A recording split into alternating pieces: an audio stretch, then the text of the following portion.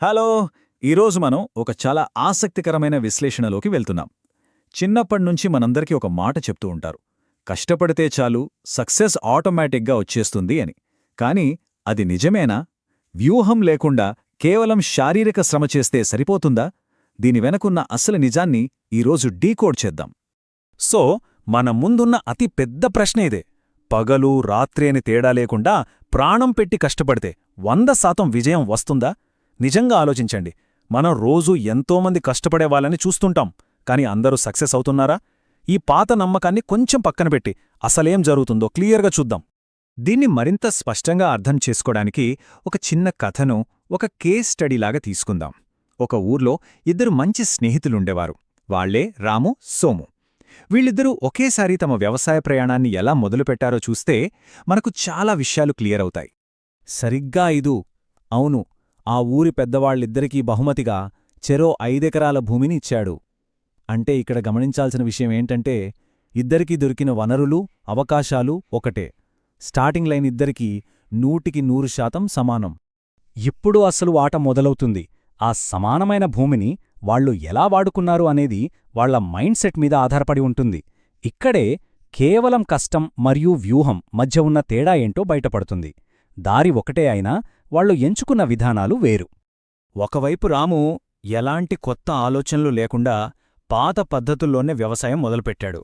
రాత్రింబవళ్లు మట్టిలో పడి విపరీతంగా శారీరక శ్రమ చేస్తున్నాడు.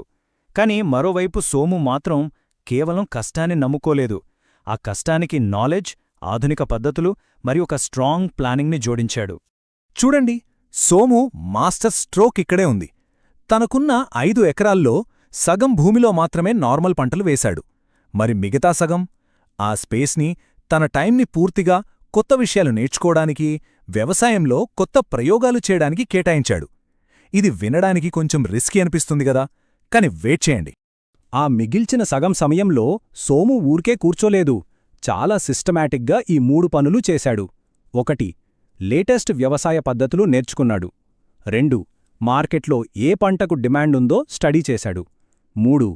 ఫ్యూచర్ కోసం ఒక మోడరన్ వాటర్ మేనేజ్మెంట్ సిస్టమ్ని ఏర్పాటు చేసుకున్నాడు. ఎందుకంటే ఫ్యూచర్ని ముందే ప్లాన్ చేసుకోవడం చాలా ముఖ్యం.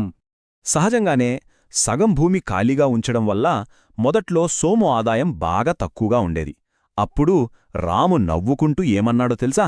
నువ్వు నీ టైంని, డబ్బుని అనవసరంగా వేస్ట్ చేస్తున్నావు అని ఎగతాళి చేశాడు.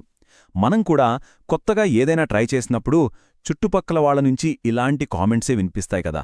ఇది చాలా కామన్. సరే, అలా ఒక 3 ఏళ్లు గడిచిపోయాయి. అప్పటివరకు అంతా బానే ఉంది అనిపిస్తుంది. కానీ సడన్గా ఒక పెద్ద ప్రకృతి విపత్తు వాళ్ల ముంగిట నిలబడింది. ఎవరి స్ట్రాటజీ ఎంత స్ట్రాంగ్గా ఉందో టెస్ట్ చేయడానికి ఇదే సరైన సమయం. గ్రామంలో ఊహించని విధంగా భయంకరమైన కరువు వచ్చింది.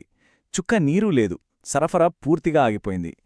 పాత పద్ధతుల్లో చేస్తున్న వ్యవసాయం ఒక్కసారిగా కుప్పకూలింది. ఇప్పుడు లాభాల గురించి కాదు, కనీసం బ్రతికి బట్టకట్టడం ఎలా అనేది వాళ్ల ముందున్న అతిపెద్ద ఛాలెంజ్. ఇప్పుడు ఒక్కసారి ఈ మార్పుని గమనించండి. కరువు రాకముందు బాగా డబ్బులు సంపాదించిన రాము ఇప్పుడు పంట చేతికి రాక, కనీసం పెట్టుబడి కూడా వెనక్కి రాక భారీ అప్పుల్లో కూరుకుపోయాడు. కాని తక్కువ ఆదాయంతో స్టార్ట్ చేసిన సోము పొలాలు మాత్రం ఎప్పటిలాగే పచ్చగా ఉన్నాయి. పైగా అతనికి భారీ లాభాలొస్తున్నాయి. అసలీ మ్యాజిక్ ఎలా జరిగింది? దీనికి కారణం సోము ముందే వేసుకున్న ఆ పునాది. అతను ఏర్పాటు చేసుకున్న ఆధునిక డ్రిప్ ఇరిగేషన్ వల్ల తక్కువ నీటితోనే హై వాల్యూ కమర్షియల్ పంటలు పండించగలిగాడు. మిగతా వాళ్ళెవరి దగ్గర పంటలేదు, కాని మార్కెట్లో ఫుల్ డిమాండ్ ఉంది. ఆ ఎక్స్ట్రీమ్ డిమాండ్ని సోము పర్ఫెక్ట్గా క్యాచ్ చేసి భారీ లాభాలందుకున్నాడు. వ్యూహమంటే ఇదే మరి. ఇప్పుడొకసారి మన రాము పరిస్థితి ఆలోచించండి. విపరీతంగా కష్టపడ్డాడు, కానీ చేతిలో చిల్లిగవ్వలేదు.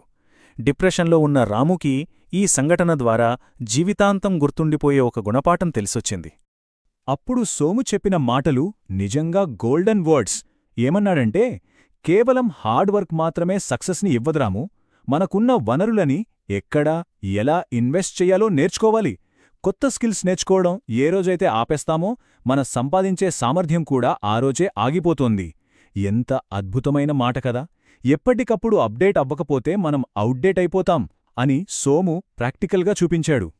సో ఈ విశ్లేషణను ముగించే ముందు మనందరం మనల్ని మనం ఒక ప్రశ్న అడగాలి. ఈ కాంపిటీటివ్ ప్రపంచంలో మనం ఎలా పనిచేస్తున్నాం?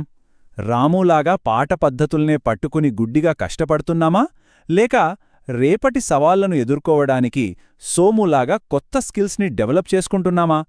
భవిష్యత్తు అనేది కేవలం కష్టపడేవాళ్లది కాదు, కష్టాన్ని సరైన వ్యూహంతో సమన్వయం చేసేవాళ్లది. ఒక్కసారి ఆలోచించండి.